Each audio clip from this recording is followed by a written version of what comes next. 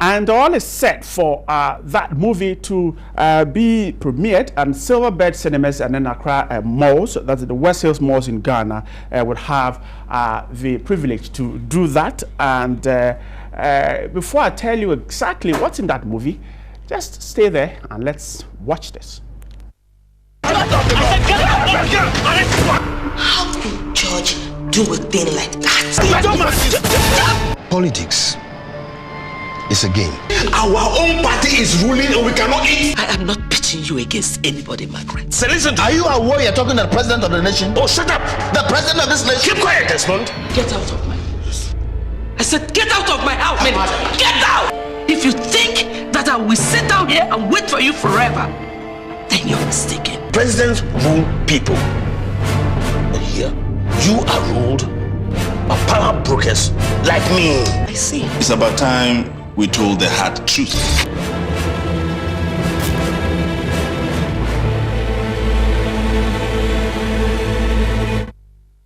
And of course, it stars very famous and great Ghanaian Nigerian artist. And of course, it talks about corruption and how some politicians use their power to kind of entrench corruption and also turn around to perpetuate the act of corruption. My guest in the studio will help us understand more of this issue. To my extreme right, the known Ghanaian face, Kofi Ajololo. Kofi, welcome.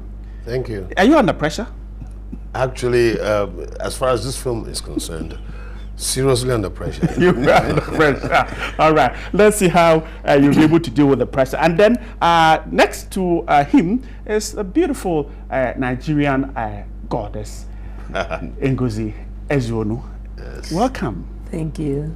You are not under pressure, I suppose. Like you said, You're also under pressure. I am. Oh, I see. Everyone in the movie is under pressure. All right. And then just next to me is called Smith Asante. He is also in the movie we saw, the trailer there. Welcome. And I'm sure your pressure wasn't that great. Yeah. Maybe you were trying to Their pressure was over. over you. Okay. All right. Gentlemen and lady, thanks so much for joining us. Let me begin with you, Eko. So it talks about corruption. We are in a political season. Did that influence? I know Pascal put that together. Yeah. Did that influence really what happened? Well, we realized that I'm sure our movies, most of our movies don't really talk about situations that really are happening. Right. And so we pick a nation like Ghana and we say, okay, what is the president going through? Is he really being the president, or he's being, pushed here and there by some people behind? I mean, is he really solving the situation? Is he being a president? That's all you want to know. And being an election year to realize, okay, this is the best time for us to know. People really take politics as if it's the whole world is coming to an end. Right. The world is not coming to an end. It's just go cast your vote, choose your leaders, that's all. And don't then kill yourself for it. For it. I see. Ngozi, so you were the pressure in the movie. What kind of pressure were you under? My son committed an offense, was jailed, but because my husband, who was the party chairman, helped to put him in power as the president, I thought I was going to use that position to put him under pressure to bring out my son. The rest is what people will watch on Saturday. I see. And for Kofi already admitted he was under so much pressure. And I guess you need the fire service to cool you down in the movie. In fact, actually, the pressure was coming from my wife, which was, my wife was played by my sweet lady here.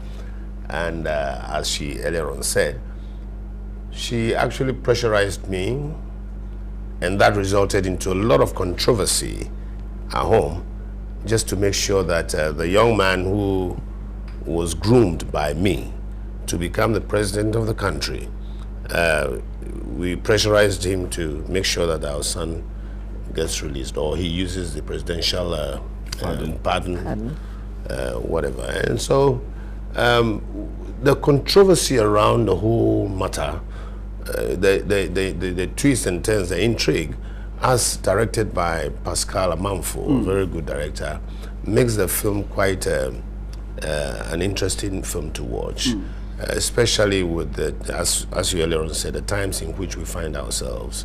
It's a politically twisted film. We're talking about a party in power We're talking about a young man to be groomed to become the president of the country. And we're talking about the chairman of the party who actually bends the rules here and there to make sure that things that he wants must be done. And to the extent of even trying to bend the rules national level wise, you see. So it's quite an interesting film to watch. And the role that I played, I think that's the kind of role I always love to play. And that, you were mischievous in the yes, quite you know, mischievous, but very subtle about it and very diplomatically mischievous.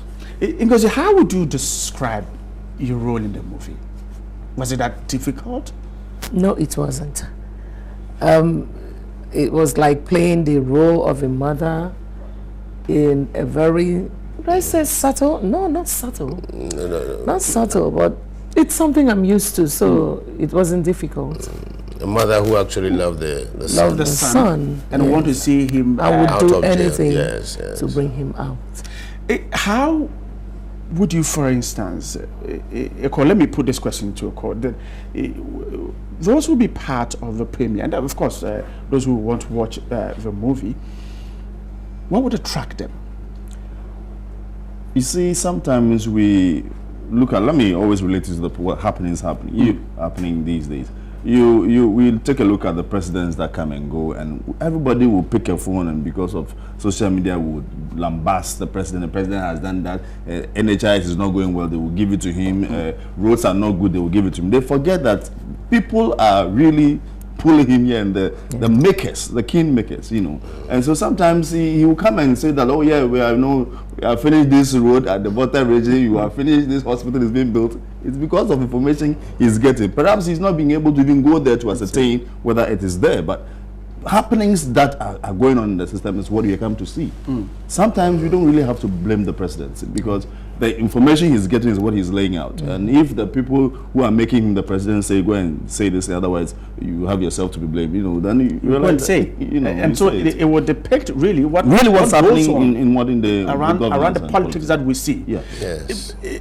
Let me, before we talk about the Ghana-Nigeria collaboration, now, in a political season like this, how would you, Kofi, you can answer this.